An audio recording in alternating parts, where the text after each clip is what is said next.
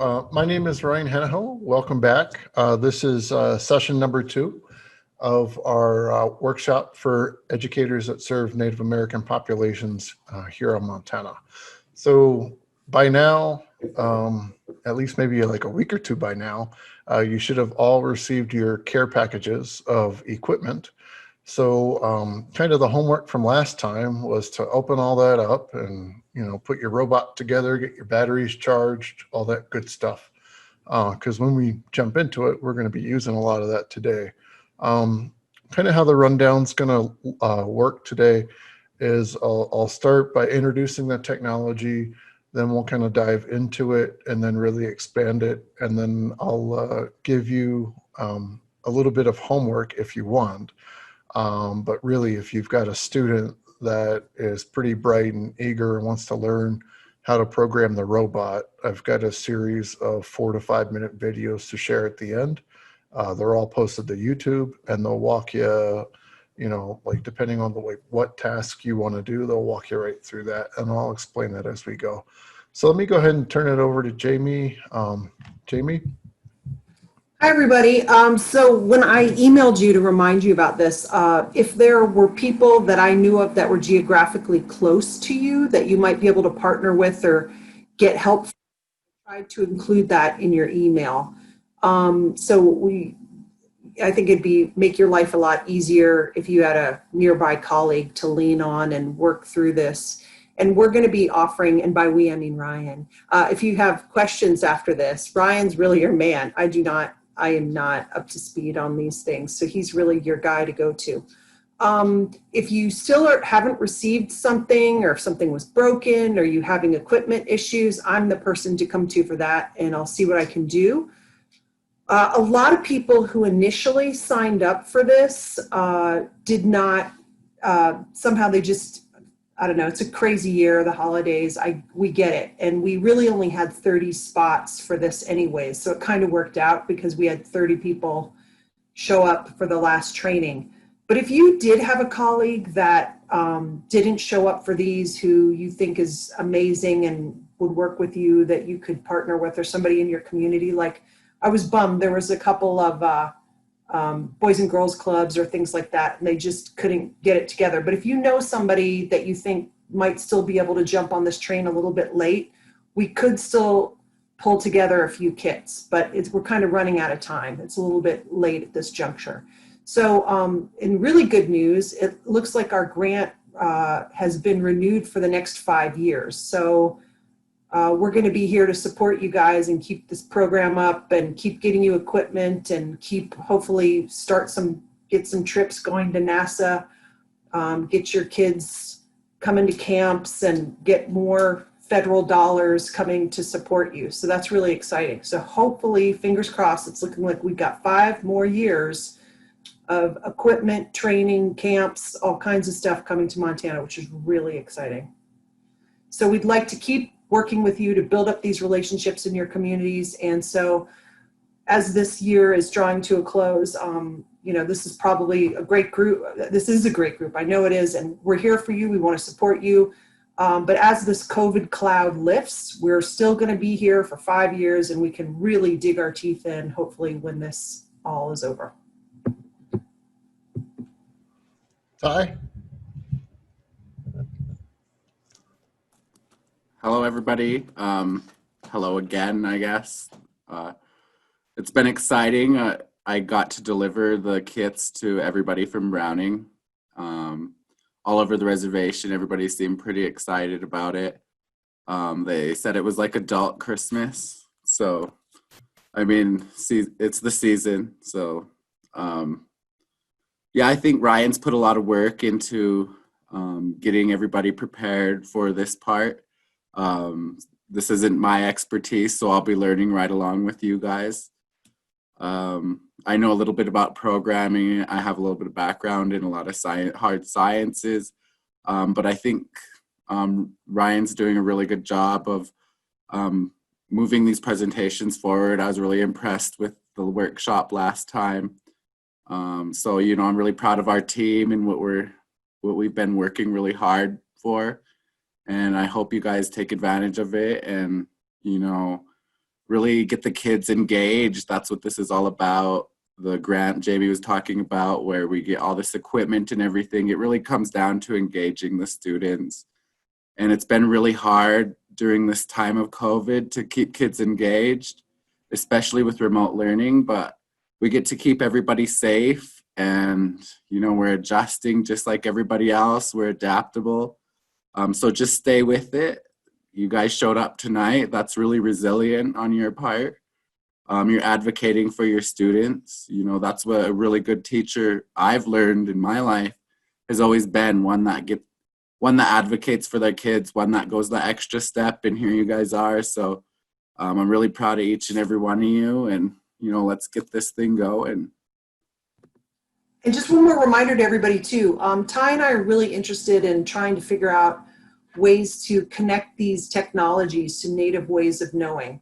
So if any of you have the bandwidth now or sometime in the next 5 years, together some people in your community to try to make this more, to braid together the indigenous understandings of the world with NASA science, we'd love to work on that with you. Michelle? Hi again, everyone. It was good to see you a couple weeks ago. Like Jamie and Ty have said, I'm kind of along for the ride. I've been to, over the years, several of these workshops on how to make these things work, and still wouldn't call myself anywhere close to an expert, but they're fun to play with. In any way you think I could support you, I'm just here. So, taking up space. Thank you, Michelle. Well, welcome everybody. We're really glad to have you here. I know it's for some of you, T-minus 2 weeks or less for Christmas vacation. And let me tell you, especially right now, it's very well earned. So thank you for spending your time here. We appreciate everything that you're doing, not only for your classroom, but the communities that you serve. And so I'm going to go ahead and share my screen now. And as we do that, if you have your video not working and you would be so kind, go ahead and turn your video cameras on, just so I can see you guys and we can have somewhat of a little bit of an interaction. I know, ideally, this would be face-to-face and we'd be doing, a nice day-long workshop, but we've got a crash course in an hour and a half, and we'll try to interact as best as we can here on Zoom. So let me go ahead and start sharing my screen. I will share these slides with Jamie again to get out, and then after we're done, I'll go ahead and make a video like last time and post it to YouTube. So welcome. I did want to start off by talking, just reiterate our sponsors, MSU, the Learning Center, G and Family Foundation, and then also NASA. If you haven't already, it's a big help for me and for us to go ahead and update your Zoom name with your full name. I know, I think Mike is still, I think I have a transition set, so I apologize for that. So let me just exit that for right now. So go ahead and update your full name in the Zoom, and you can do that by scrolling on your picture, top right-hand corner where those 3 dots are, and then do where it says rename. And then if you would, mute your microphone if you haven't already, and then we're going to use the chat function like we did last time to ask questions. And if Jamie, Michelle, and Ty can oversee that, that'll take that off my hands and be a lot of help.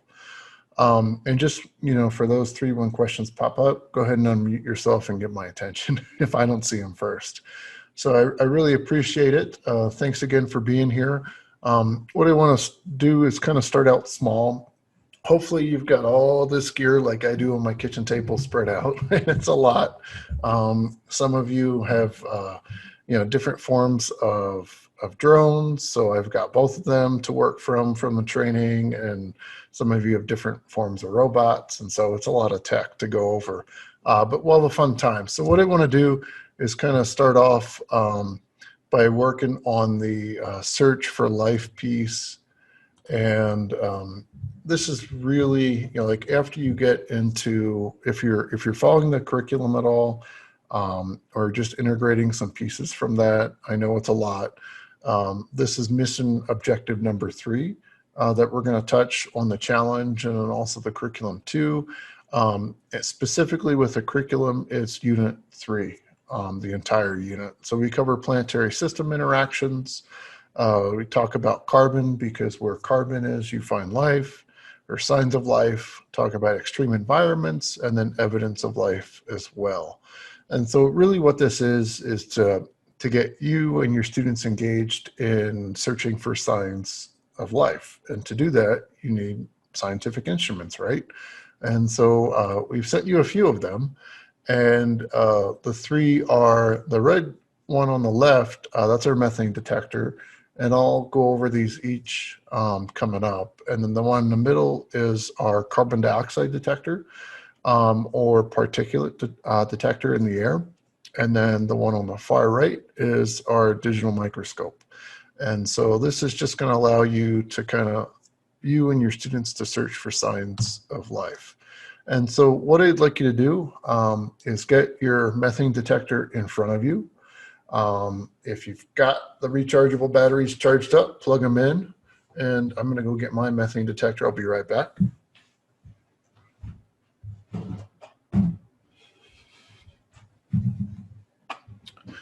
Okay, so here it is. This is kind of the stalk is really nice because you can kind of orient it however you want to. For the purpose of kind of the demonstration, I'm just going to orient it towards me because I'm going to breathe on it.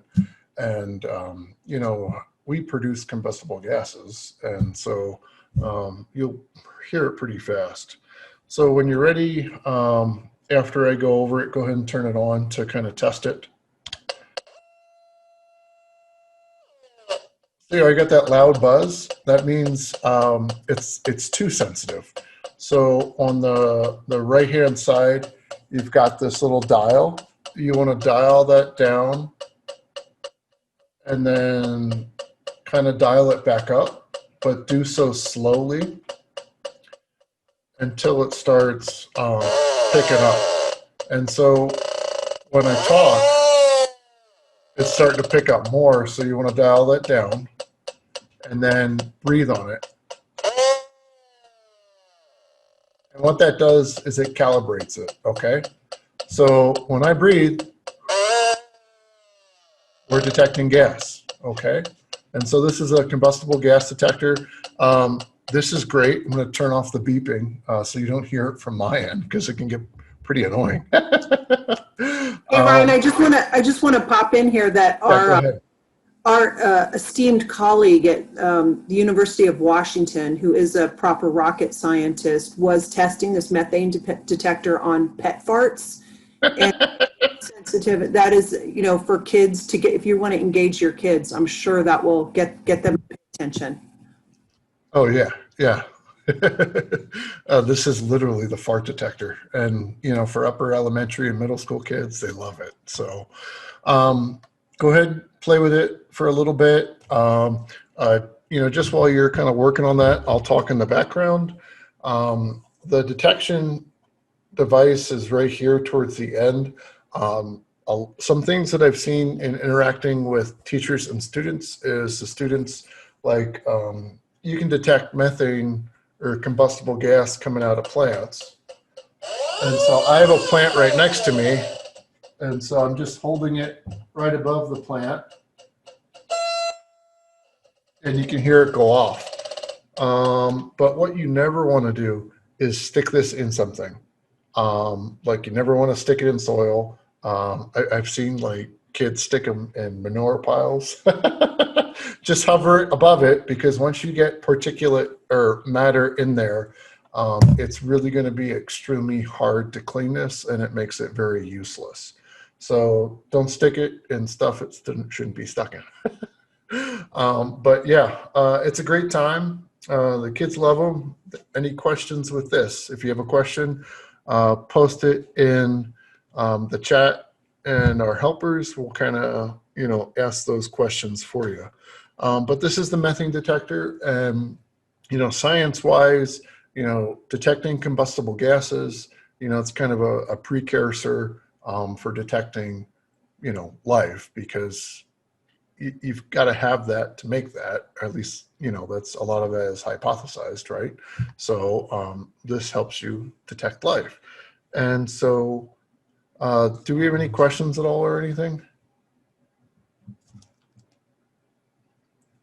Okay, go ahead and turn that off, put that down, and then get your gas detector. And so I'm going to bring up a note and go over this with you before we kind of go over it. First thing is, this is has a rechargeable battery on the inside. You just pop this little guy right here, and then that will allow you to plug the charger in, and it's just a standard, USB connection. And so what you want to do when you power it on is, and I'm going over this now because it's going to take 3 minutes, like 2 to 3 minutes to heat up. It's literally like an oven. So you want to use the arrow, okay? And then scroll to where it says CO2, and then the center button, go ahead and press OK. And then what it's going to do is it's going to preheat the sensor. And really, what do you got in here? It's basically like a mini oven, okay? And you're shooting a laser, and then what happens is the end of this, which you also don't want to get anything in, what happens is the particulates go in, and then it's basically like that oven laser mixture, and it's literally detecting parts per million of carbon dioxide. And it'll also detect particulate too. And so this is great also during fire season, because you can go out and it'll tell you if you have the health of your air and whatnot. And so it's got multiple uses, but for this case we're going to use it for CO2, and I'm going to let this preheat. Like I said, it takes 2 to 3 minutes. Okay, so on the slide, with this, we're really looking at carbon dioxide, another sign of life, all right? And so, it's really good to use it indoors with less ventilation for detection, so like HVAC system. So you don't want to take readings, or maybe you do, around that. I would just kind of stay away from an HVAC system. Also, you don't want the device close to you. Why? Because you're going to detect the carbon dioxide you exhale, unless you want to do that. So I would have the device almost at arm's length, so like a meter away from you, okay?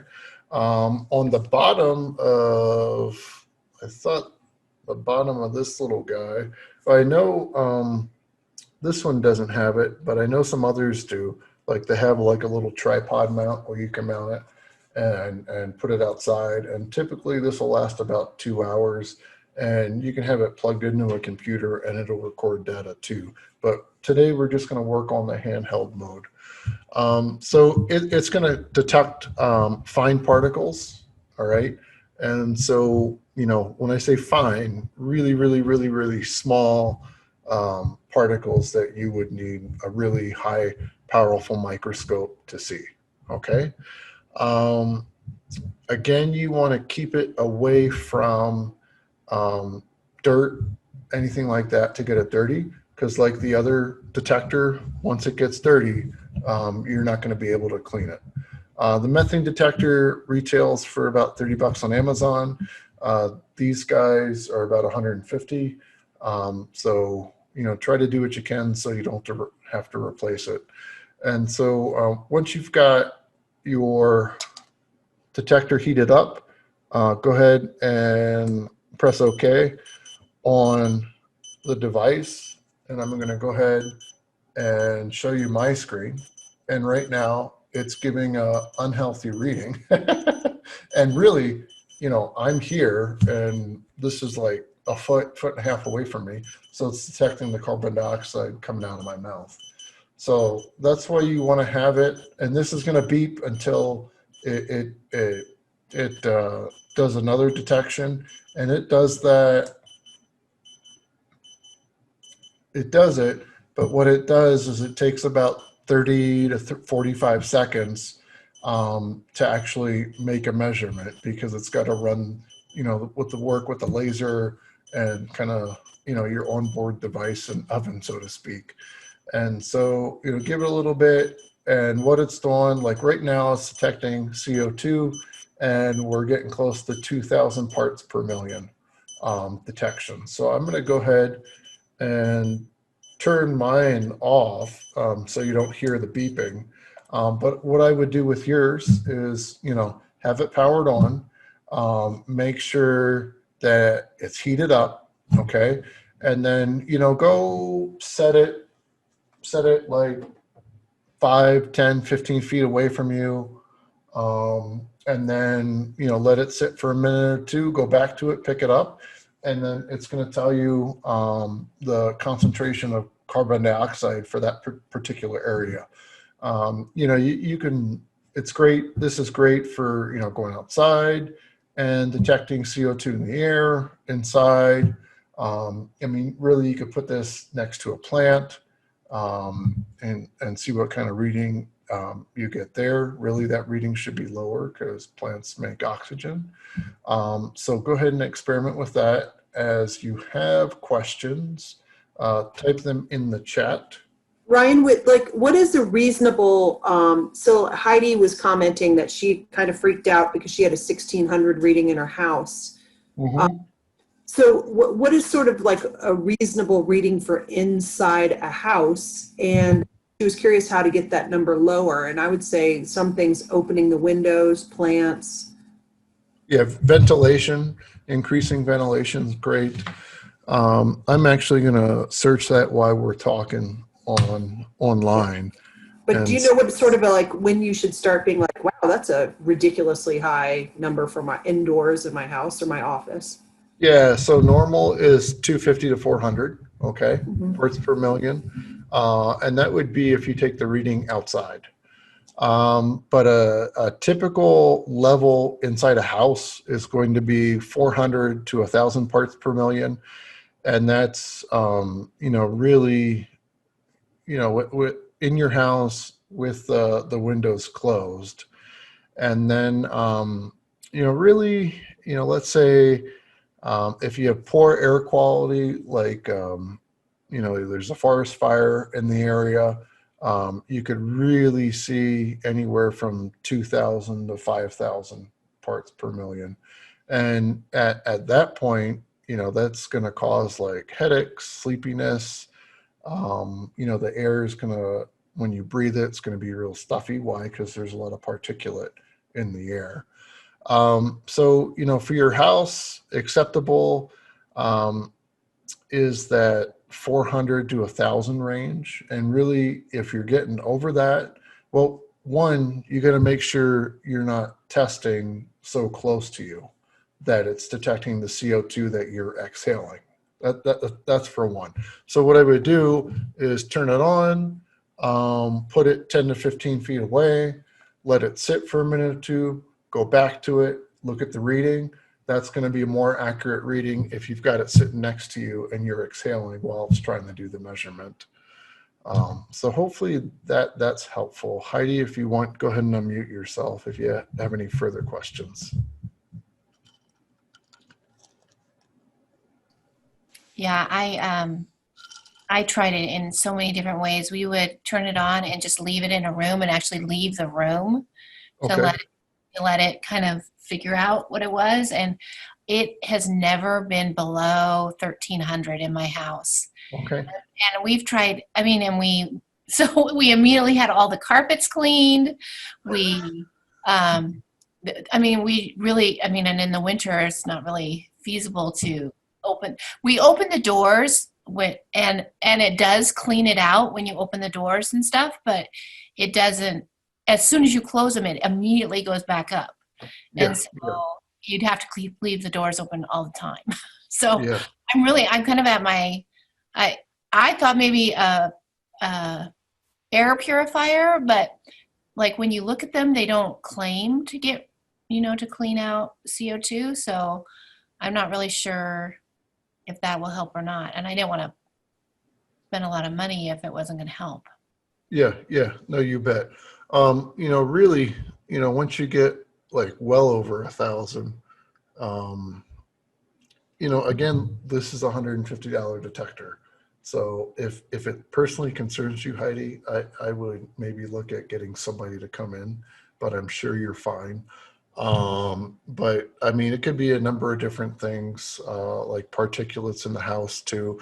Like go down to your furnace, pull your filter, check your air filter. You probably need to replace that. I know I need to replace mine right now because I always forget. So there's a lot of different factors there.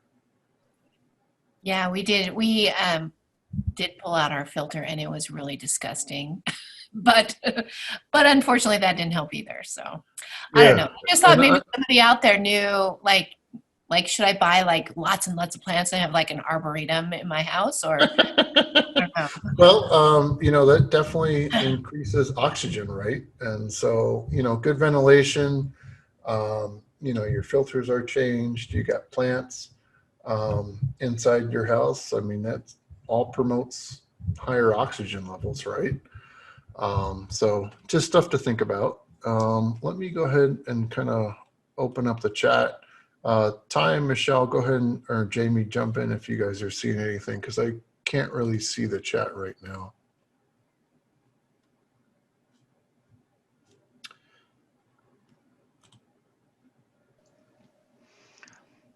It just, Teresa just asked if your sensor needed to be recalibrated. Heidi. That could be. That could be. And so that's actually a good point, Heidi.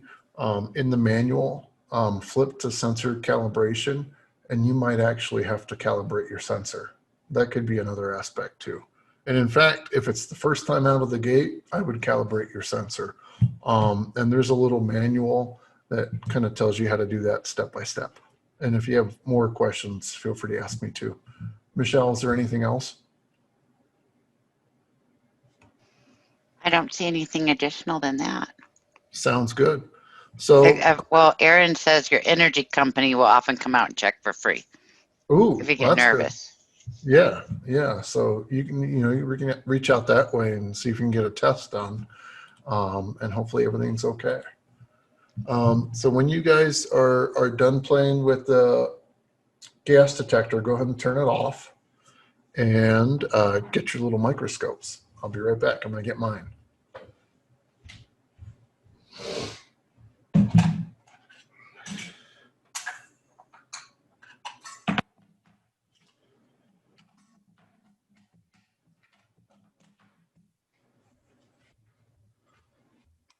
Okay, these are really nice. I like them because they're handheld and you can take them outside. That way you're not connected to like a wire or something like that. It takes 2 AA batteries. I just put them up or put them in and then turn it on. The little microscope, digital microscope, came with an SD card, and so what you're going to want to do is make sure that is inside the digital microscope, and it's a lot easier to get it in, but to get it out, you gotta have a little bit of finesse, and I use my fingernails to push in the SD card. So you've got your SD card, put it in the back slot of the digital microscope before you power it on, and then you want to push it in until you hear that click. And then once you have the click, let's say you've got your batteries in, go ahead and turn on the power button. And then from there, once you've got your power button on, like in the picture, you can see a screen, and then down here, you've got lights that will come on. And, it's really handheld. And so, this could be something where you do it with like in small groups, or you can do it either in small groups, or you have like one team member if you're doing the challenge where the team member is in charge of the microscope, and that's what they do is take pictures with the microscope of let's say you've got some soil and you want to take a look at that soil. And so what I would do is almost like a little dish, okay, get it in the dish. And then once you're like hovering over that, what you can do is you've got a picture on the screen, and then you can, this little right dial right here, that's the focus. So kind of use that to focus. And this, it's really easy to use. When you're ready to take a shot, hold down the red picture button, and it takes the picture. It saves it to the SD card, and it'll save it until your SD card fills up. And then you can take your SD card and put it into a plug, an SD reader, and literally cut and paste the photos off of that onto a computer. One thing to do that is it comes with a supply cable, another USB. That'll just plug it in, and what it does is it'll recognize it as a device, and then you can just cut and paste on the desktop and put them in a folder or something like that. So are there any questions with the digital microscope? And this makes, I believe it's a 3 megapixel image, and it's in color, you know, you can save images. Your magnification is about 4 times. And you can really work with that in terms of like actually when you take the picture, zooming in, kind of get a higher magnification, so to speak, just by, you know, making the picture larger on your screen when you're viewing it. Ryan, we've just got some questions. Does the SD card come with it? Yeah, it comes with it. Is it already in it? Because No, they're confused about where the SD card. no. So you got your little box, right? Take everything out of the box, open the little bag that had the microscope in, make sure everything's out of that. And let me go ahead and get everything else that was included in that, just so I can kind of go through that too.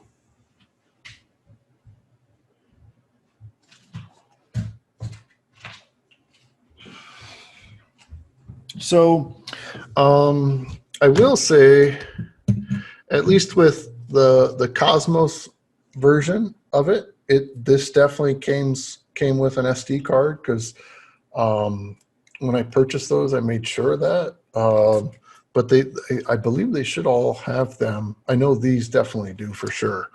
And so once you get it, the SD card comes in this little hard case, and that was in like the package. You also have the USB connection to plug it into, and you've got a little manual and your little case. And so is anyone not finding an SD card? A couple people claimed that they had some issues, and then somebody asked if some of the microscopes were used, because Heidi like had a scratch on the screen. You shouldn't have received anything used. So if anybody's having issues and has a broken piece of equipment, or you can't find something, let us know and we'll figure out. Okay, so somebody said that the SD card is optional. Okay. So I know the Cosmos ones, like Jamie, the ones that I gave you, Yeah. all had SD cards. And but the Celestron makes 2 versions of these. Okay. And depending what was in stock, there might not be an SD card with it. And so Contact me if you don't have one, and we'll try to get you one. yeah, that would be good too. And like with mine, I know, like, even just by working on it, I just put a scratch in mine right there. And so I haven't played around with the surface yet to see if it's got like that, you know, sticky surface that you can peel off. So I have not played with that either. Are there any other like questions that are coming in the chats at all? Well, somebody had a good tip that there's a plastic film on the screen, so if there's scratches or stuff, it may just be on the plastic protection film. Yeah, so pull that off. Yeah, but please email me if you end up finding that you have a broken piece of equipment or you're missing something. Email me and let me know. Yeah, and particular, Heidi, do you have a Cosmos one? Because I know there was like 1 or 2 that I was playing with in my summer. She's got a intern. Celestron, she says. Okay, all right. Yeah, this is Celestron too. But the other, so I think it would be gray versus black. the black ones I had and was testing some of them over the summer. So if it's scratched, I apologize. But yeah, reach out to Jamie and we can kind of go from there. Any questions in regards to the digital microscope? And really, like, if we need to get an SD card, you know, I would recommend going in the little manual that they provide and seeing what they recommend. You know, I've gotten digital microscopes, like different versions that I've been, or different digital microscopes that I've been testing. And one thing to note is look at the documentation before you buy SD cards, because I was like, oh, I'll get like a 256 gig SD card. Well, that doesn't work because, you know, it doesn't work with it because I don't know if it's not the formatting, it's just kind of like the space. So just, you know, look at that documentation. I know this one takes a 2 gigabyte SD card. I don't know what the max is of that. Are there any other questions in the chat? Just everybody's still working through whether they can find them or not. Yeah, so. Okay. Jamie, I was going to ask, do you want them to email you and ask, or do you want them to request it in the chat and we'll save the chat? I think it's easier. I'm concerned that it's going to get lost in the chat. So please, I think it's way better if you could email me if you have an issue. Yeah, that would be good, because as soon as we close, the chat's gonna go away.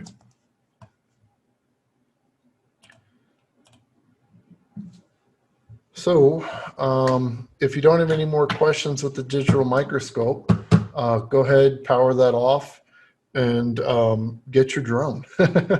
And what I'm gonna work with first is, I know some of us have the Blue Heron drone, so I'm gonna go over those specifics. And then I'm gonna step into the DJI drone, the Telos. And so we some of us have a little bit of each, and so it's just basically what we could get available at the time. And so with the drone, this is ties into mission objective 6 and 7 of the challenge, because the students have to fly their drones around the satellite and do the impactor drop, land it, and whatnot.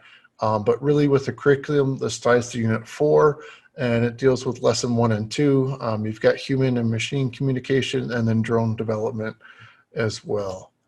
And so here in this photo, this was taken from angles. So when we did the Apollo Next Giant Leap Student Challenge, and this is using the Blue Heron drone, which, to give you a sense of scale, this one's a lot bigger than the DJI one, but it gives you an idea of how big it really is. And so what we're doing kind of moving forward, as we, you know, have kind of provided the stock of Blue Herons that we had, we're moving towards smaller drones. And the reason we're doing that is it's easier to fly at indoor spaces. So if you got a Blue Heron, you know, great. If you've got the DJI, it's going to be a little bit easier to fly in smaller spaces. And so what I recommend with just drones in general is I'll kind of go over some safety. A lot of it's common sense, but I still want to review it just to go over it. You know, fly in open spaces, pull any obstacles or hazards out. I mean, you're really going to be surprised that if you're trying to fly in a classroom, you're going to get a lot of air currents that will affect the drone. And it's like, you know, your desk will affect it. HVAC will affect it. If you have a fan on or a heater on, I mean, that could impact how it flies too. So it's, you know, best to eliminate those obstacles as much as possible. Like when I was doing this in the classroom, I had a lab and we just put the chairs over to one side, and that made it a lot easier. There was a nice open space to fly it. I mean, it's going to be great to fly in a cafeteria or a gym. I see Kyle flying it right now, so he's having fun. Just, you know, when you're flying your drone, make sure you can see at all times. If you go outside, these can get high really fast, and when they get high, they're really hard to see. And once you go over 100 feet above ground level, they almost appear to disappear. And so that's bad. So don't go higher than that. And, you know, once you also get higher too, then you start like factoring in like other things like the FAA and flight restrictions. And they actually have, like, one of my staffers actually has a drone certification from the FAA to fly drones. Um, you know, it's once you go over a certain size and a certain weight and a certain height of where you fly the drone, it all impacts that. So just, you know, in terms of flying it, don't want to fly it in bad weather. You know, definitely like rain, lightning type scenarios, also wind too. But keep it under 100 feet if you're flying it outside. Inside, you know, just be mindful of your obstacles. And these drones can take a pretty hard beating, but they are mechanical and they do break, but they're pretty resilient too. The Blue Heron, I think, is going to be more resilient in terms of, you know, crashing and still working. The DJI you have to be a little bit more careful with, but they're still both pretty resilient. You know, the DJI drone, which I'll talk about next, you know, basically you pull that out, it's built. The Blue Heron drone, you know, the top assembly, once you pull it out, is built, but you've got to install the landing gear, feet, if you want to call it that, and then the camera. And really, I mean, that's easy to do. And what I would recommend when you do that, installing the feet, is make sure the cable is plugged in first, because that cable is going to go right between that landing gear structure. Make sure that's done first and then secure it, and then you'll be good to go that way. And so let's kind of talk about the joystick, and I'm going to do like a background, like if you haven't flown a drone before. If you're flying a drone, if you know how to fly a drone, practice flying the drone right now in your classroom.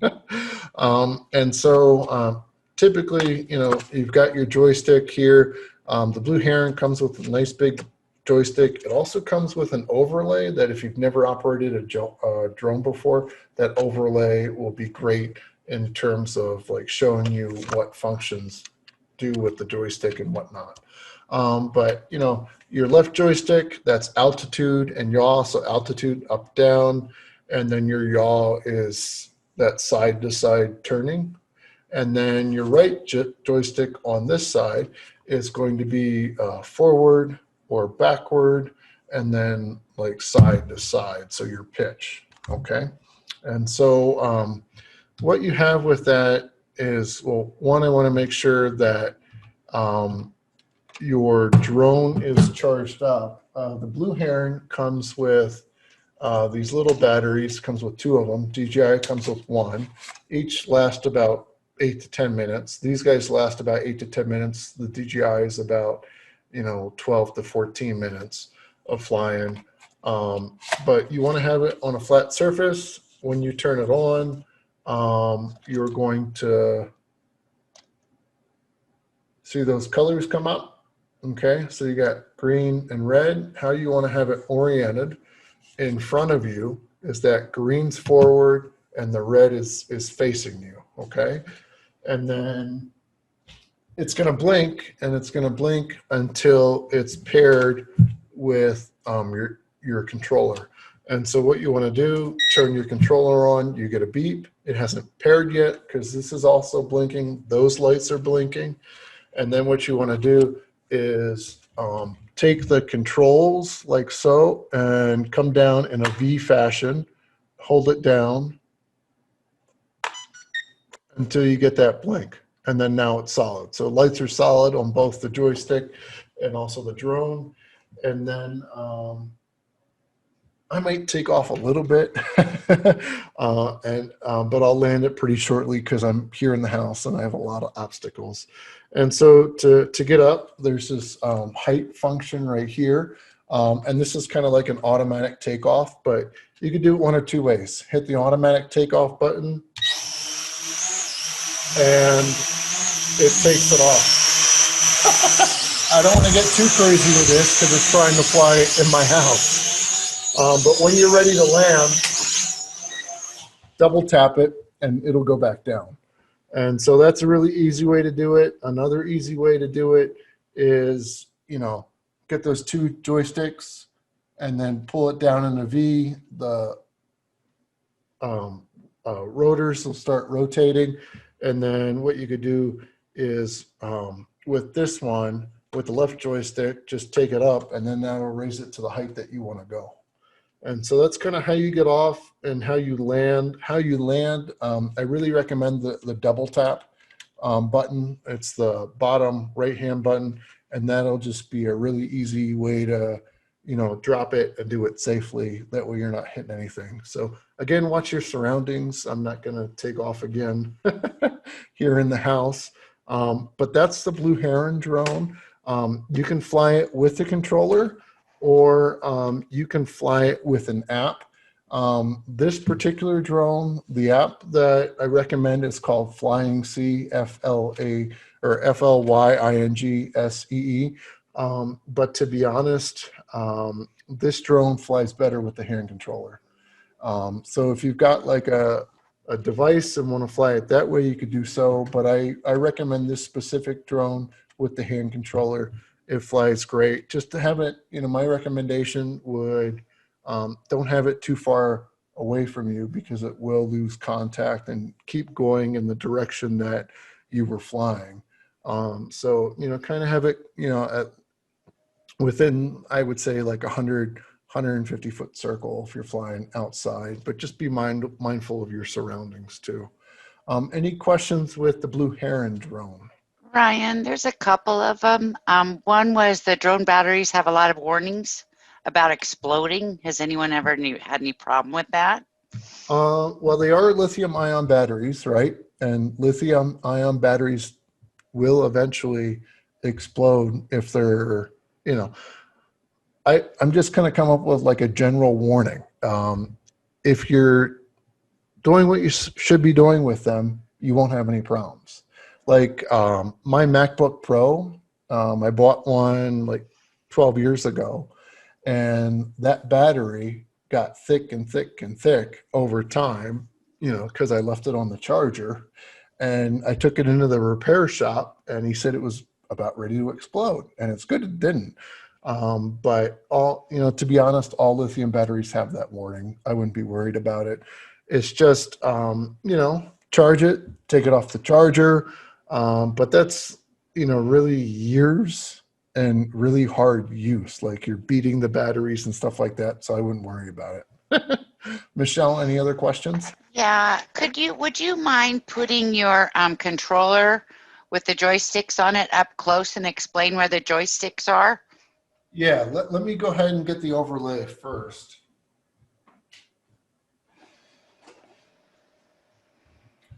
So if you guys have the Blue Heron drone, right? Blue Heron drone has this nice overlay that you can just put it over there, and it tells you what everything is. And so like your left one, this is going to be to, fly up to, your altitudes will go up or down. So forward goes up, back goes down. If you want to turn left, you take it to the left. If you want to turn right, you take it to the right.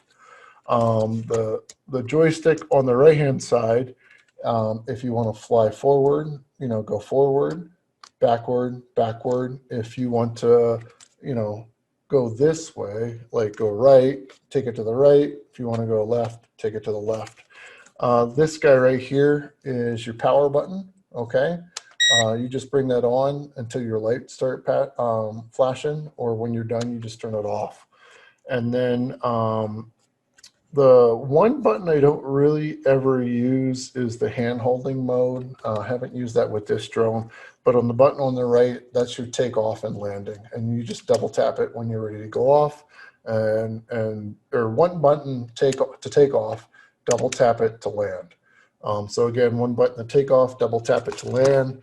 And then if you're ever noticing that when you're flying your drone and it kind of gets away from you and you're not really controlling the joystick, that's because it needs to be trimmed. And the trim buttons are on the bottom.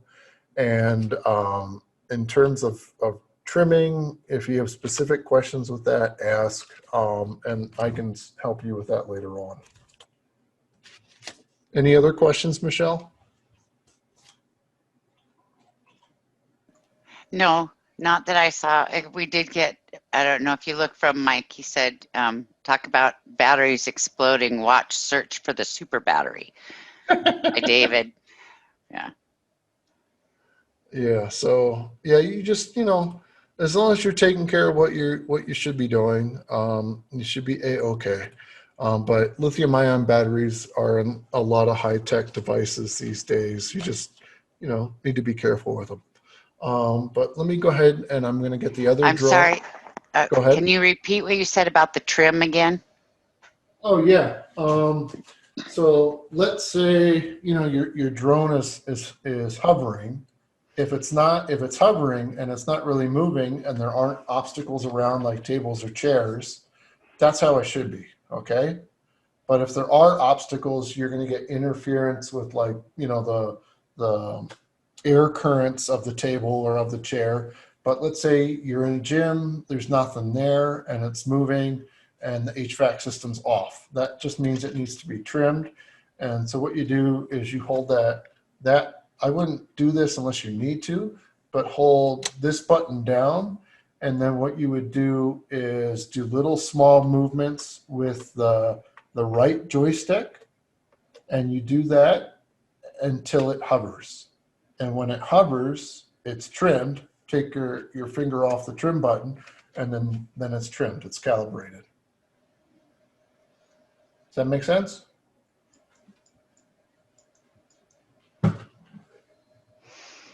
Any other questions, Michelle? Does the other controller for the other type have it is a totally different controller? Yeah, it's a device. Ah, So if you have the Tello, and I like these drones a little bit better because you can program them and they're a little easier to fly and they're better indoors. But if you've got the Tello, the app that you want to use, I'm going to bring up some links and let me copy this link. And what I want to do is throw it in the chat function. Let's see if I can do that.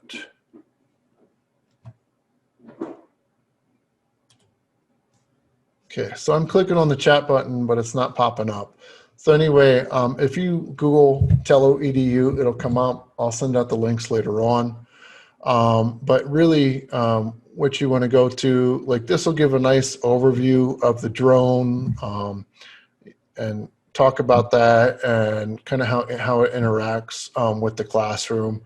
And so, I mean, you could buy a controller for it, but an iPad is great, iPhone's great, that sort of thing. And so I go to downloads, and then once you're in downloads, there's two apps that I'm going to recommend. The first one is the Tello app. That's where I would start, learning how to fly it. The second one is going to be all the way down at the bottom, and it's called Drone Blocks. And if you're interested in like learning how to program your drone like you are with the MakeBot, and do really specific movements like I want to raise my altitude by 1 meter. It'll do that on command, or fly forward 2 meters. It'll do that on command too. You can learn how to do that. So I recommend the Tello app, and you could use it either, depending what kind of device. If you have an Android type device or an Apple device, you can get either one. And so, just click on the link for whatever device you have. In terms of what's compatible, it's illicit right there. Brian, so Yeah. if you have a Tello, so I just got an email from Lori saying she doesn't have a joystick. Does the Tello not come with a joystick and you just use an app? Yeah, it's just an app. That's it. Okay, so hopefully, Lori, you're hearing me and that makes sense, and other people. Yeah. So if you got an iPad or like a phone, a smartphone, grab it. That's how you're going to fly it. If you have an iPad in your school and you get access to, I would do that. And so, first thing you want to do is go to the App Store, whatever device you have, download that Tello app. Once you've got it, it's going to come up with some screens to kind of walk you through what to do. It's all first time. It tells you exactly what to do. You want to connect your tello, but you also want to turn it on too. Okay. So the buttons on the side here, I push it in until I get the light blinking. Okay. And this, that red light right now is just trying to pair. And so once you're in here, like if you've got your iPhone or your iPad, you want to go to settings and go to Wi-Fi, and it's literally establishing its own Wi-Fi connection with the device. And and it pops up. You can't really see it here, but it pops up, and with Tello and then a number. The specific number is kind of the serial number for your drone. And so what you want to do is connect to it. Once you're connected to it, then you're going to see your screen come up. Okay. And so just with the joystick, you've got the same controls, but how you want this is your camera side or your blinky light side is facing away from you. Okay. And then that way, so the front's facing away, the back is facing you, and how I like to do, teach drone flying is that you're oriented the same way the drone is. Okay. It's going to be a lot easier to fly than having your back turned to it. And so like once you're ready, in the top left-hand corner, you've got a button to take off. You just tap that, and then it'll ask you if you want to take off. Hit the slider, and then there it goes. This is a lot easier to fly indoors. I'm just landing mine because I don't want to crash into anything because I'm at my dining room table. But it's a lot easier to fly indoors. Your controller is all in the app. And I really like the app because you can take high resolution photos, high resolution video. You can do a lot of cool stuff with it. But your landing and takeoff is on this side. And then like your height of the drone and whatnot. And then just like on the other joystick, in terms of going forward, backward, and pitching left and pitching right, that's on the right-hand side.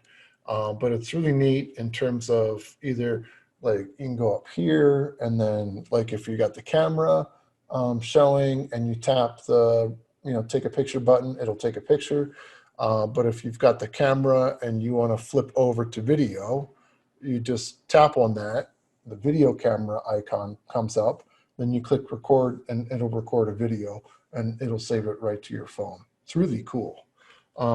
I have a drone camp that I do with middle schoolers, and we have a fleet of these, and the kids are doing all sorts of acrobatics and flips and whatnot.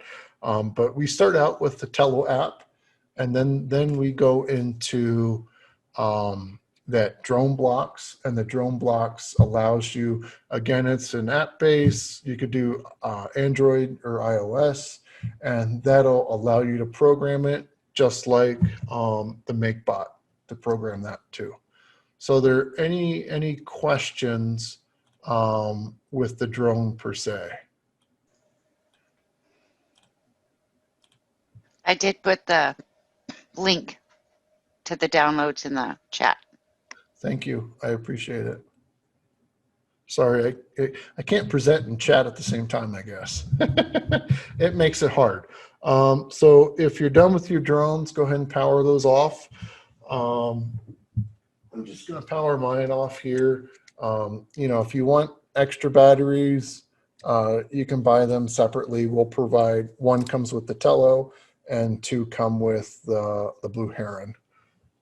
I like this drone because it flies really good. And, for what it does, I believe, the Blue Herons you can get for about $100. These are a little bit more at 130. But for what it does, it's a really, really a good buy. So let me go ahead and hopefully you guys all have your robots. Go ahead and get that robot in front of you. Some of you have the MBot Ranger, which looks like a rover. Others have the MBot Ultimate, which is like different. It's just this. It's the same thing, but with more pieces, and you can make different structures with it. And so go ahead and get your robot. Have that in front of you.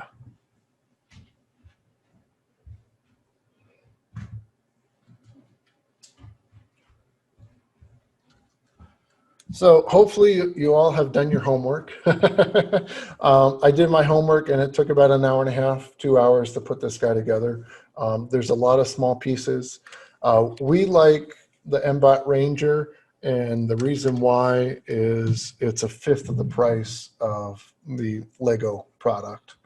Really, if you want to do this with your students, and you want to do the challenge, you could use a number of robots. You can use the Make Block, which is this. This is the MBot Ranger. If you've got EV3s, just use that if you're comfortable with that. Or if you have the Vex robots, you can use that too. But we are providing these guys, and the reason why we're doing it is it's a lot cheaper, which means we can provide more equipment to more teachers and really increase our impact. And so specifically in terms of the challenge, this deals with mission objective number 8 and 9. Number 9 is the high school division only. So if you're doing upper elementary or middle school, pay attention to 8. If you're doing not high school, you've got 8 and 9 to do as well. And we have in the curriculum, we've got unit 4, and this really goes over, your drones and your robots and whatnot too. And so in terms of the equipment, this shows a picture of all three. So you've got on the far left, you've got your Lego EV3. In the middle, you've got your MBot Ranger. And then on the far right, you've got that Make Block Ultimate. And really, so we provided the EV3s in the past, but we're transitioning to the Make Blocks. There's a lot more functionality in terms of programming too, at least we believe. And so, but you can use either one of the three for the challenge. Again, if you've got like a tech program at your school and you've got, a lab full of EV3s, use that, whatever you're comfortable with. But for this purpose, we provided everybody with one of the Make Blocks. So that's what we're going to talk about. So first things first is it's PC based. Well, there's two versions of the software. PC software, you download it, install it, and I'll go over how to do that. But there's also, like, let's say you've got a Mac. They have like a web browser version or a Chromebook. You've got a Chromebook, you can use the web browser version too. And so we'll talk about that too. And one thing to note that the MBot or MBot Ranger or the Ultimate, it can't be connected to a phone or it can't be connected to more than one device at the same time. So just, if you're working on a computer, you're working on that sort of thing. So software wise, Mac OS, I'll go over that specifically. I have a few slides, but if you're doing PC, it's really easy to do. So if you don't have the software, Michelle, if you can put that into the chat, it's mblock.makeblock.com/en-us/download. And I'm going to bring that up to show everybody. And so if you Google search MBot Ranger, this will be the first link that you come up. And it'll give you a really nice overview of the robot, what it all entails and, different platforms that you can work on and whatnot. But we'll just, go to software. And here's where that software pops up. And really, once you're there, you can pick which software you want to use. And I'm going to use the Make Block software. And so there's two different versions of this. Let's see if I can have any luck with getting in the chat still. and I don't, which is too bad. So if you've got this link, there's two ways to do it. Like, let's say you've got a Mac, you're running Linux or a Chromebook or even Windows, and you don't want to install the software. You can control it with the web version, and that just interacts with your browser. Really, if you've got a PC, either Windows or Mac, download it and install it, because the other version is going to be really independent or really dependent on your internet connection. So download the software, install it, and then, oh, there's the chat. It was hiding on me. Okay, so now I can see. So there's too many windows open up. That's the problem. So let me just post that link in there for you. And I want to bring my PowerPoint back up. Let's say after you've got it download, if you're a Mac user and it's a Mac that your school owns, you're going to need the administration password or your administrator to install the software for you, which is unfortunate, but you have to do that. Otherwise, if you're a Mac user and you're the admin, just double click on the lock button. You want to unlock it and then just go ahead and install it. And this is under your security and privacy screen in terms of the Mac itself. And so Jamie, after we're done, I'll send you the PowerPoint or the slides, and you can get it out there. And again, this will be in the video too that we'll get out too. So it's just a little bit difficult, or can be a little bit more difficult to install it on a Mac. And you have to have some kind of permissions specific on Macs. That's why I really like running this on a PC. So once you've got it downloaded and installed, we're going to be working with the actual software versus the web version. And with the web version, one thing to note there is it works best in Chrome. So make sure you're using Chrome if you're using the web version. So let's say we've got the device downloaded, and we've got the software downloaded. It's installed. Open it. Go ahead and open it. I've got mine right here. All right. And you're going to need, the software. You're going to need your robot. And then you're also going to need your USB cable. So I'm going to run and get my USB cable quick.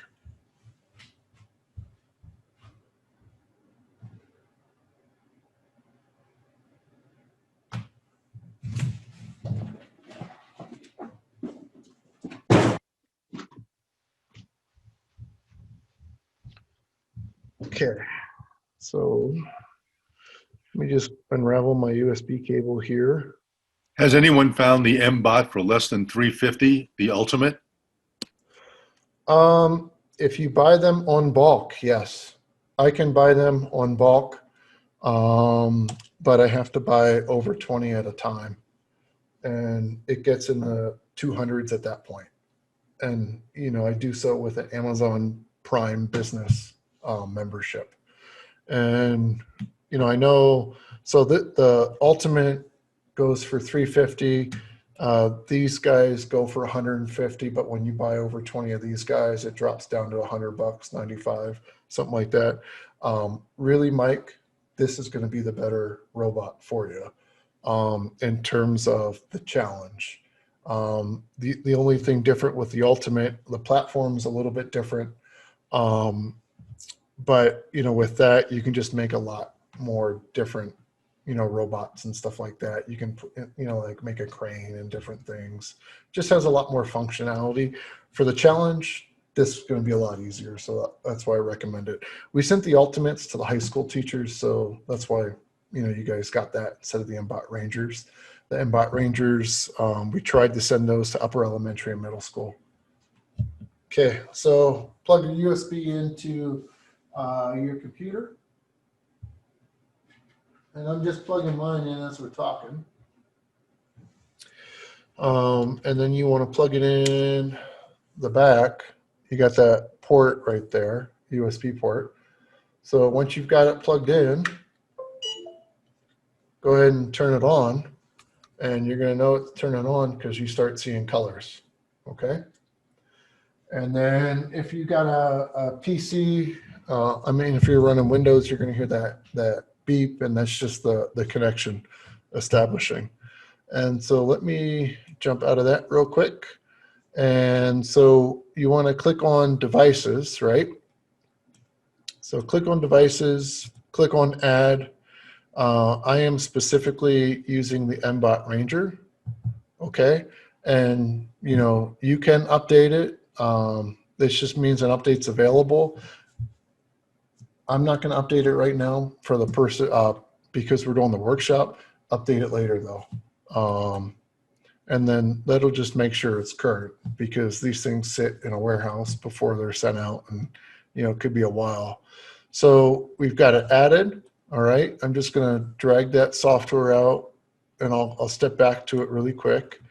And then once you've got it, your device selected, you want to go down to connect. And like here, it'll show for the Windows version, it'll show the available COM port, and then you connect it, and then it'll beep. The device will actually beep when it's connected. So mine is connected. All right. Let me drop down to the next slide. That just goes over what we talked about. And then, so once you're connected, I'm going to bring up the tutorials.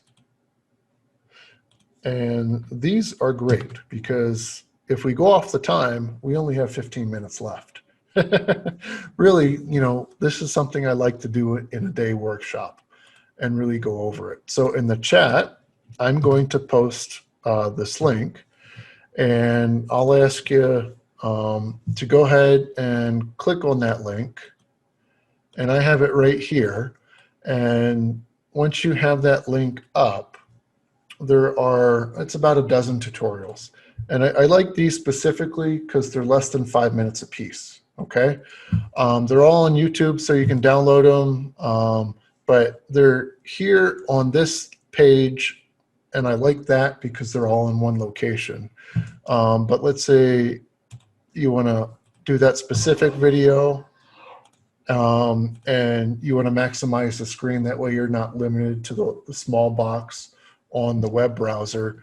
You can go ahead and do so. And if you've got plugins, you can download the videos and watch them later. But really, it'll start out basic. So like going over a light sensor, and then how to avoid objects, and how to program it, how to, your robot came with this, paper mat, so to speak. You'll use that for number 3, and it'll teach, based off the sensors, you'll use your robot to follow the line, and it goes in circles and whatnot. And so this is an extremely great resource. I really like it. So let me just, I'll get this one up here again. And I'm just going to turn off the sound because you can't really hear it anyway. And then, so let me just fast forward a little bit. So it'll flip back from, this view to your command view. And then with that command view, it's very block based. So it's like the drones. You can use the app for the drones, but for this, you use the Make Block software. It's very command based. So if you want to work with the light sensor, you've got to drag and drop the light sensor command and modify it depending on what you want to do. The command code on the right-hand side is just what's on the right-hand side. So let me bring up the software, and I like the block function or the block programming because it's really easy to teach blocks versus if you have kids that know how to program with Arduino, you could do that too. There's just a lot of different ways to do this. I recommend you've got the app, you're using that, but then you're also using these tutorials and stepping through them. And really what I would do as you step through them, if you've got questions, shoot me an email and I'll try to help you the best that I can. any questions with the robot? I know we're not really going over programming per se, like right now. What I would do, kind of homework, so to speak, either yourself or a really motivated student that you have them go through the tutorials and then, learn how to do that programming. We can't do it now because we only have about 10 minutes left. So, but highly recommend the tutorials. I mean, that's how I learned how to do this. If you've got an EV3, Lego Education has video type tutorials too that are really easy to go through and, learn how to program as well. Ryan, there's a question. Is the mat just with the Ranger? That's the one. Yeah, it's included with the Ranger. I did not open the Ultimate box, but really what you can do, like I know Mike, he's got the Ultimate. Just take a piece of paper, take a permanent marker and draw a line. All it's looking for is the difference from white to black, and that the sensor it's detecting what's that black, so it will follow the line. So, and I would say, I know the MBOT Ranger, that black line is 1 centimeter, 2 centimeters wide. Really, if you've got a thick permanent marker, you'll be fine. And you could just do it on, construction paper. I forget, what do they call that paper that's on those big rolls in schools that we use all the time? You could do that too. Butcher paper. Yeah, there you go. I just like the white and not the tan colored for this. Any other questions? So I would say with about 10 minutes left, if you want to go through those tutorials and watch those on your own time, that's what I recommend for learning how to do the MBOT. Even with the drone, like the drone blocks, there's going to be tutorials there too. If you need specific help finding those, just shoot me an email. Happy to get it out to you. But if you have specific questions about the curriculum, about the challenge, happy to do that.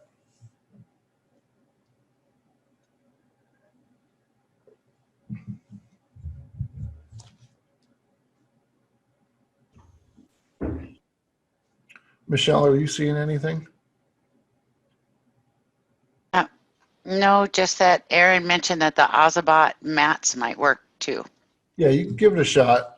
Since Aaron is on this workshop, I will say that the MBOTs are not, they're not really good for, like, she teaches at the School for Deaf and Blind.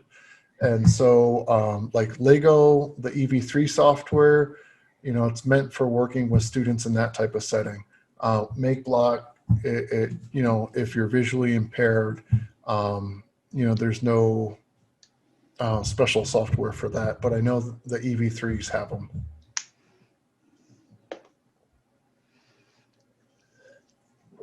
I don't see any questions. Jamie, do you want to go over anything? You want to talk about the evaluation coming their way after Christmas or anything like that? Yeah, if you guys could just help us out. We thought we're not going to have you do an evaluation on these trainings right now. We're going to wait until early into January, just so we can check. So instead of bugging you all the time, we're going to try to bug you less and have you do an evaluation at that point and check in with you to see how you're doing, if you've managed to use this stuff or figure out if you need another training or what's going on.